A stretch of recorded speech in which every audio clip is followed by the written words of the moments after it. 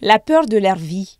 Il était 1 h du matin, en heure locale, dans la nuit du mercredi 8 au jeudi 9 mai, quand l'avion Transair a quitté l'aéroport de Dakar pour Bamako. Comptant 79 passagers, 6 membres d'équipage, le vol a fait une sortie de piste lors de sa phase de décollage d'après la version officielle communiquée par les autorités sénégalaises. Mais certaines victimes assument d'utiliser le terme de crash pour décrire ce qu'elles ont vécu. D'après elles, après une première tentative de décollage qui a été échec, l'avion a pu décoller mais n'est pas allé bien loin.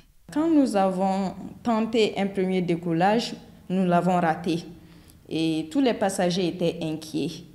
Et l'hôtesse et le pilote nous ont donné des explications comme quoi c'était des choses qui arrivaient, il a parlé de lumière et tout.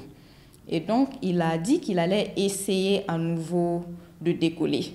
Et on a encore pris de la vitesse et nous avons quitté le sol.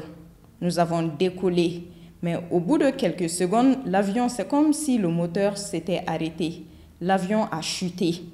Le passager de la chaise 15 s'est tout de suite levé. Il a couru en arrière et il a essayé d'ouvrir la porte. L'hôtesse s'est interposée pour l'en empêcher, mais il a tout simplement bousculé l'hôtesse et il a tout de suite ouvert la porte. En ouvrant seulement, il a crié en bambara « Sortez, sortez, l'avion a pris feu !» La plupart d'entre eux n'avaient pas pu sortir par le toboggan, mais se sont plutôt jetés, d'où les blessures graves. Le lendemain de l'incident, de l'accident, le vendredi, ils ont programmé un vol sur Bamako, vol par lequel la plupart des passagers qui étaient sur le vol qui a crashé sont rentrés. C'est comme s'ils essayaient de nous faire partir, nous disperser et étouffer l'affaire. La liaison Dakar-Bamako était assurée par Transair, qui est une compagnie régionale basée au Sénégal en lieu et place d'Air Sénégal. Des passagers affirment n'avoir eu connaissance de cet état de fait qu'une fois installés dans l'avion. Très en colère, les victimes envisagent la mise en place d'un collectif dans le but de porter plainte contre la compagnie et demandent réparation. Oui, bon, la suite de cet incident, bon, tout le monde sait que si ce n'est pas en Afrique, vraiment rare de voir ce genre de choses et qu'il n'y a pas une suite judiciaire. Ça ne peut pas se faire si c'est en Europe. Rien que vraiment du retard seulement là, il y a des coups à faire. D'autant plus que vraiment, ils nous ont retenu 2-3 jours là-bas. Là, vraiment, rien que ça seulement, il y a des situations juridiques dedans, jusqu'à ce qu'il y ait des crashs.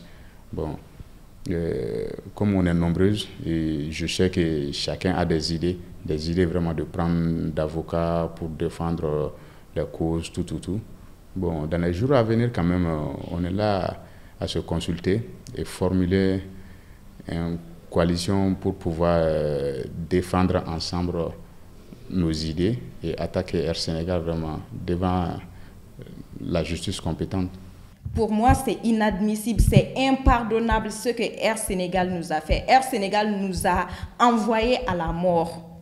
N'eût été Dieu, pour ma part, on ne serait pas là aujourd'hui pour parler de ce qui s'est passé.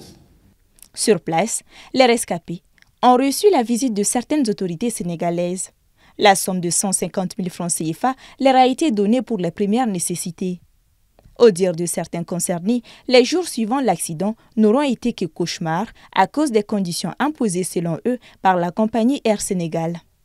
Contactés afin d'avoir leur version des faits, Air Sénégal n'a pas répondu favorablement à notre requête, soulignant qu'une enquête était toujours en cours. L'incident a fait 10 blessés, dont 4 graves.